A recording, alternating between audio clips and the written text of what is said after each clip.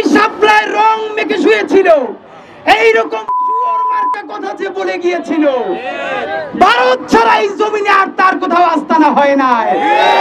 সরকার আসার পরে, জুলাই হওয়ার পরও এখনো তার শাপলার বিচার চাওয়ার জন্য শাপলা চত্বরে আসতে হবে কেন? হেফাজতেরই যদি এখন তালিকা করা লাগে, তাহলে রাষ্ট্রের কাজ কি আপনাদের কাছে জবাব চাই? ইনসাফ কেমনে কায়েম করতে হয় আপনাদেরকে ক্ষমতা থেকে নামাই আমরা সেটা দেখাবো ইনশাআল্লাহ। শাপলা না হলে কোনোদিন জুলাই হতো না। ফ্যাসিবাদের বিরুদ্ধে, খুনি হাসিনার বিরুদ্ধে, ভারতীয় আধিপত্যবাদের বিরুদ্ধে হাতে কোনো লাঠি না নিয়া, বাংলাদেশের একটা পতাকা নিয়া, গ্রামগঞ্জ থেকে, বাংলাদেশের সমস্ত জনপদ থেকে গুলির মুখে জীবন দিয়ে বুক চিতিয়ে লড়াই করা শিখিয়েছিল এই শাপলা। শহীদ ফাহমিন যদি হেফাজতের কথা বুঝতে পারে, এই শাপলায় রং মেখে শুয়েছিল, এইরকম শুয়োর মার্কা কথা যে বলে গিয়েছিল, ভারত ছাড়া এই জমিনে আর তার কোথাও আস্তানা হয় নাই। আজকের এই আমার দেশে 2 পেজ জুড়ে আপনারা একটু দেখেন, জাতীয় দৈনিক আমার দেশে আজকে অনেকগুলো স্টোরি করেছে। এর মধ্যে এই 2 পেজ যেখানে তারা স্টোরি করেছে, এই ছবিগুলো দেখেন। এই ছবিগুলোর মতো হাজারো হাজারো ছবি বাংলাদেশের মানুষের আর্কাইভে এখনো জমা আছে।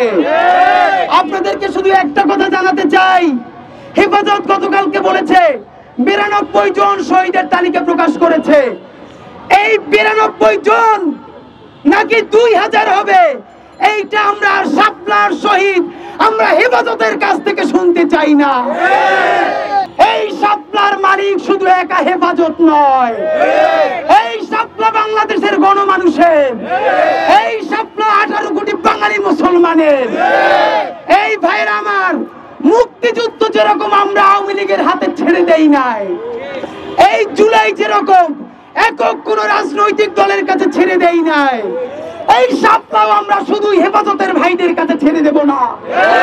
তারা তাদের মতো বিচার চাইবে, তারা তাদের মতো বলবে, কিন্তু রাষ্ট্রকে বলতে চাই, হেফাজতেরই যদি এখন তালিকা করা লাগে, তাহলে রাষ্ট্রের কাজ কি আপনাদের কাছে জবাব চাই?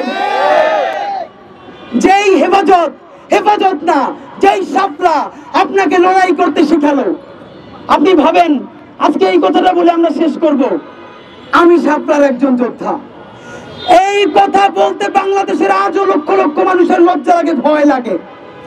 কারণ আমরা অনেকগুলো শাপলার শহীদ পরিবারের সাথে কথা বলেছি, তাদেরকে এখানে আনতে চেয়েছি। তারা দুটো কথা বলেছে। প্রথমত বলেছে, শাপলা আমাদেরকে গত 12 বছর একটা খোঁজও নিতে পারে নাই। আমার সন্তানটা শহীদ হয়ে গেছে, আমি যদি ওখানে গিয়ে দাঁড়াই, ভবিষ্যতের বাংলাদেশে আমার বাকি সন্তানটাও যে লাশ হয়ে যাবে না তার গ্যারান্টি আমি পাই না। সুতরাং আমার একটা সন্তানকে আল্লাহ নিয়ে গেছে, আমি আমার বাকি সন্তানদের জীবন আর ঝুঁকিতে ফেলতে চাই না।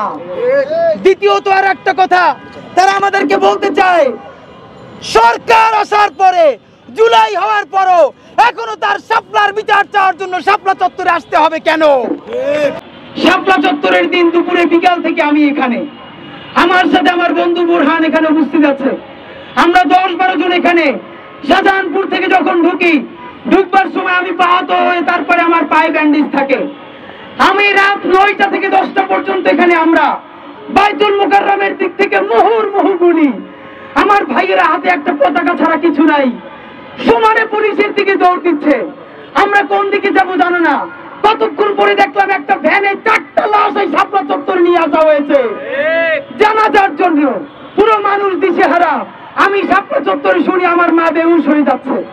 রাত 9টা-10টা যখন বাজে, আমার বাসা থেকে বললো মায়ের বাঁচাইতে চাইলে এখান থেকে বের হয়ে তারপরে জানাও। আমি অসহায় হয়ে পড়লাম। সব থেকে অবাক হলো, আমার বাসা রামপুরে যাব, সব জায়গা থেকে ফোন করে বলা হচ্ছে প্রত্যেকটা মৌচা, গ্রামপুরা, মগবাজার, পল্টন, আওয়ামী লীগের গুন্ডারা, ছাত্রলীগের গুন্ডারা সিএনজি থেকে, বাস থেকে মানুষকে চেক করে নামাচ্ছে। যার মুখে দাড়ি আছে, মাথায় টুপি আছে, অথবা সারা শরীরে কোনো আঘাতের চিহ্ন আছে, তাকে আবার সেখানে বেধড়ক পিটানো হচ্ছে এবং তাকে পিটিয়ে পুলিশের কাছে দেওয়া হচ্ছে। বাসা থেকে বললো রামপুরে আইসো না। এদিকে মা অসুস্থ হয়ে যাচ্ছে। এরপরে আমার বন্ধু বুরহান এখান থেকে রাত 10টায় বের করে আমার পায়ে ব্যান্ডেজ, এক আত্মীয়ের বাসায় কোথায় যেন আমাকে নিয়ে চলে গেছে। বন্ধুরা আমার, সারা রাত একটা মিনিট ঘুমাতে পারি না। শুধু একটা কথা বলি, ফজরের পর বিবিসি বাংলা তখন 6:30টায় সকাল এবং 7:30টায় দুইটা সকালের প্রোগ্রাম করতো, প্রভাতী এবং প্রত্যুষা নামে। সকাল 6:30টার প্রোগ্রামে বিবিসির কাদের কল্লোল, আজকে তাদের নাম ধরে বলছি কারণ তারা আজকে শাপলা চেনে না, বিবিসির কাদের কল্লোল ফোনে যুক্ত হয়েছেন। কাদের কল্লোলকে বিবিসি বাংলার স্টুডিও থেকে জিজ্ঞেস করা হচ্ছে শাপলা চত্বরের কি অবস্থা। কোট আনকোট দায়িত্ব নিয়ে বলছি, অক্ষরে অক্ষরে আমার মনে আছে।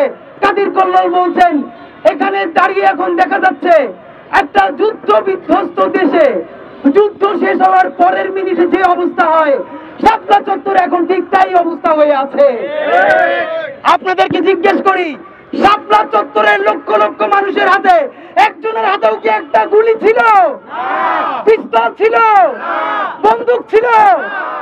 তাহলে এই মানুষগুলোকে এখান থেকে সরানোর জন্য কত লক্ষ বুলেট ছড়ালে এখানে যুদ্ধ অবস্থা তৈরি হতে পারে সেটা আপনাদের কাছে জানতে চাই।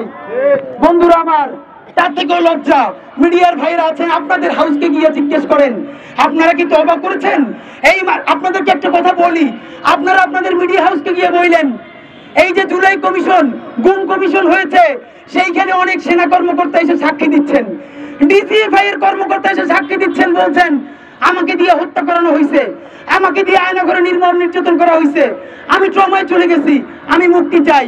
খুনিটারও একদিন মানসিক মুক্তি দরকার, অথচ বাংলাদেশের মিডিয়ার মাফিয়াদের কোনো মুক্তি লাগবে না। ভাইরা আমার, লক্ষ লক্ষ মানুষের জীবন নাশ করে দেওয়া হচ্ছে, রক্তের যমুনা বয়ে যাচ্ছে।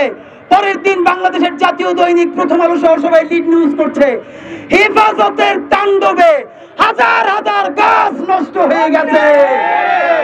ভাইরা আমার, গাছ আমরা ভালোবাসি, এদের কাছে একটা গাছের জীবন অনেক, কিন্তু মাদ্রাসা পড়ুয়া গ্রামের কওমি মাদ্রাসার একটা ছোট ছেলের জীবনের 1 পয়সা দাম তাদের কাছে নাই।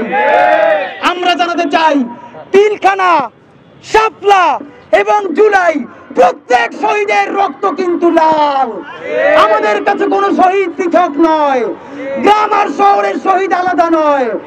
আপনারা কি করেছেন? এরপরে প্রথম আলো থেকে শুরু করে আরো অনেক মিডিয়া গত 10 বছর 5ই মেতে নিউজ করেছে, এখন পর্যন্ত হেফাজতের তাণ্ডবের বিচার হয় নাই। ভাইরা আমার, আপনি আজকে বাংলাদেশের পত্রিকা দেখেন, আমার দেশ যে স্টোরি ছেপেছে 5ই মে নিয়ে, আর কয়টা দৈনিক সেই স্টোরি ছাপতে সাহস করেছে? কেন? তাদের কি ক্ষমা চাওয়া লাগবে না? তাদের কি মুক্তি লাগবে না? আপনাদের মাধ্যমে স্পষ্ট জানাতে চাই, সরকারকে 2টা কাজ করতে হবে। যেই বিস্ফোরণ মামলাগুলো এই শাপলাকে কেন্দ্র করে হয়েছে, প্রথম আলো থেকে ডেইলি স্টার, অন্যান্য সকল পত্রিকা বলেছে এই তাণ্ডব হয়েছে, তার বিচার হয় নাই। আমরাও দাবি জানাই, হেফাজতের নেতারা যদি এই তাণ্ডব করে থাকে, অনতি বিলম্বে তাদেরকে বিচার করতে হবে।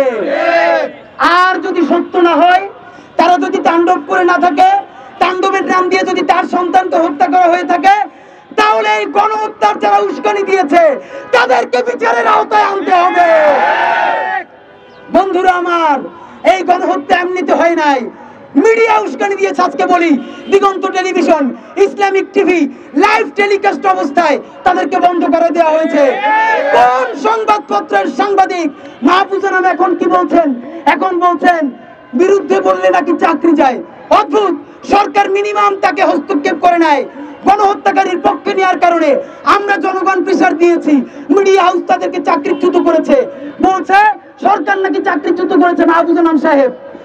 এরপরে আমাদের মানব জমিনের সম্পাদক সাহেব, আপনাকে জিজ্ঞেস করতে চাই, দিগন্ত কোন অবস্থান নেয় নাই, শুধু শাপলার গণহত্যা দেখাচ্ছিল, তাও রাত 10টায় ইসলামিক টিভি দেখাচ্ছিল।